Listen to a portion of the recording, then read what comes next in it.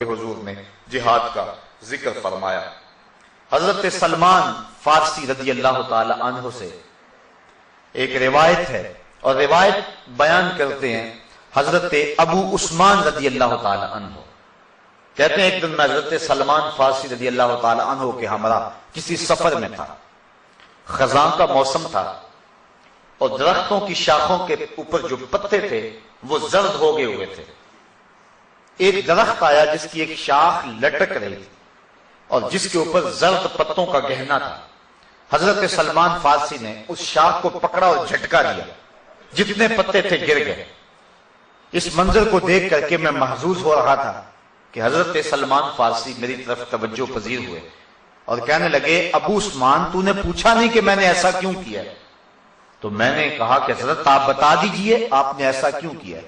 کہا ایک دن میں حضور کے ساتھ تھا، سفر کا موقع تھا اور موسم یہی تھا، درخت کی ایک شاخ لٹک رہی تھی جس کے اوپر زرد پتے تھے، حضور آگے بڑھے اور شاخ کو پکڑ کے حضور نے جھٹکا دیا تو جتنے بھی اس کے اوپر پتے تھے سارے گر گئے اور شاخ اسی طرح خالی ہو گئی۔ تو میں بھی اس منظر کو دیکھ کے معزوز ہوتا رہا۔ حضور نے میری طرف توجہ کی اور فرمایا، سلمان تو نے مجھے پوچھا نہیں کہ میں نے ایسا کیوں کیا؟ حضرت سلمان فارسی کہتے ہیں میں نے عرض کی، بندہ نواز آپ ارشاد کر دیں کہ آپ نے ایسا کیوں کیا؟ تو حضور نے فرمایا، جس طرح میں نے اس شاخ کو جنبش دی اور اس کے اوپر کوئی پتا باقی نہیں رہا، جب کوئی شخص نماز کے لیے کھڑا ہوتا ہے اس طرح سارے گناہ اس کے بدن سے جھڑ جاتے ہیں۔ تو یہ نماز کی برکات ہیں۔ حضور نے ارشاد فرمایا، مفتاح الجنت الصلاۃ، جنت کی چابی نماز ہے، یعنی چابی کے بغیر تالا نہیں کھلتا۔ تو اگر جنت میں جانے کی آرزو ہے تو پھر نماز کی ادائیگی کا مزاج بنانا ہوگا۔ نماز کی ادائیگی کا مزاج بنا لیں گے تو یہ جنت کو کھولنے والی مفتاح الجنہ، جنت کی یہ چابی ہے۔ بلکہ حضور علیہ السلام نے ارشاد فرمایا، اولو ما یحاسب بہ العبد یوم القیامہ الصلاۃ، قیامت کے دن بندے سے سب سے پہلا سوال نماز کا ہوگا۔ اگر پہلے سوال کے اندر انسان بے بس ہو گیا تو باقی معاملے تو خراب ہو گئے، اور جس نے اس کے جواب کے اندر آسانی پائی اس کے باقی معاملے بھی اللہ ٹھیک فرما دے گا۔ تو قیامت کے دن بندوں سے سب سے پہلا سوال جو ہے وہ نماز کا ہوگا۔ اور میرے اور آپ کے آقا و مولا نے فرمایا، حبب الیہ من دنیاکم ثلاث، لوگوں تمہاری دنیا سے مجھے صرف 3 چیزیں پسند ہیں، الطیب والنساء وجعلت قرۃ عینی فی الصلاۃ، خوشبو، منکوحہ عورتیں اور میری آنکھوں کی ٹھنڈک نماز میں رکھی گئی ہے۔ حضور نے نماز کو اپنی آنکھوں کی ٹھنڈک قرار دیا۔ بلکہ نماز کی برکات کا عالم یہ ہے کہ حضور نبی رحمت صلی اللہ علیہ وآلہ وسلم نے ارشاد فرمایا، حضرت ربیعہ بن قعب اسلمی رضی اللہ تعالی عنہ حضور کی خدمت میں حاضر تھے اور حضور کی خدمت کیا کرتے تھے۔ تو حضور نے فرمایا، سل، کوئی سوال کر لیجئے، مانگ لیجئے، ہیں آج وہ مائل بعطا اور بھی کچھ مانگ۔ اللہ اکبر، سل، مانگ لیجئے۔ تو حضرت ربیعہ نے کیا مانگا؟ حضرت ربیعہ کہتے ہیں، فقلت، میں نے عرض کی، اسألک مرافقتک فی الجنہ، حضور یہاں جس طرح مجھے آپ کا قرب حاصل ہے جنت میں بھی آپ کا قرب نصیب ہو جائے۔ جنت کا لطف تو تبھی نصیب ہوگا کہ اگر آپ کی مرافقت نصیب ہو جائے۔ تو حضور علیہ السلام نے فرمایا، او غیر ذالک، یہ تو مل گیا، کچھ اور مانگ لو۔ اللہ اکبر۔ تو میں نے عرض کی، فقلت هو ذاک، میں نے کہا حضور بس یہی کافی، جنت میں آپ کا قرب مل جائے تو مجھے اور کیا چاہیے؟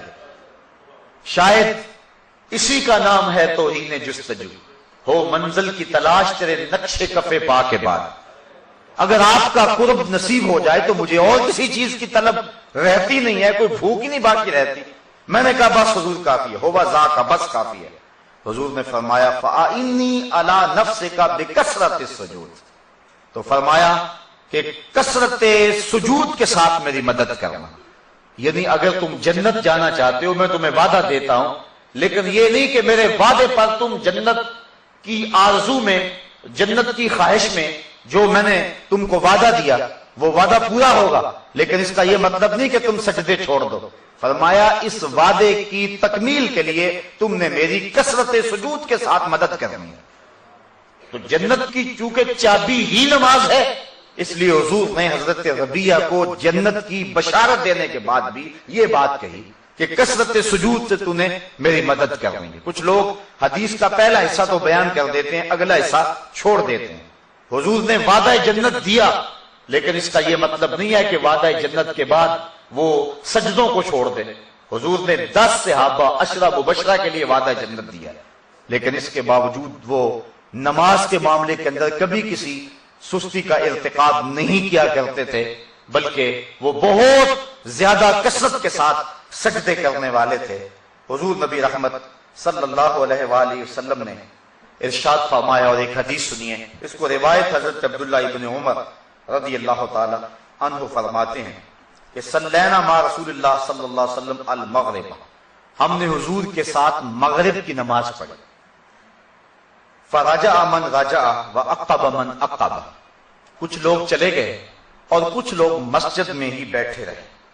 فجاء رسول اللہ صلی اللہ علیہ وسلم مسرعا، حضور تشریف لائے اور حالت یہ تھی کہ حضور بڑے تیز تیز قدم اٹھا کے جہاں صحابہ بیٹھے تھے ادھر آ رہے تھے۔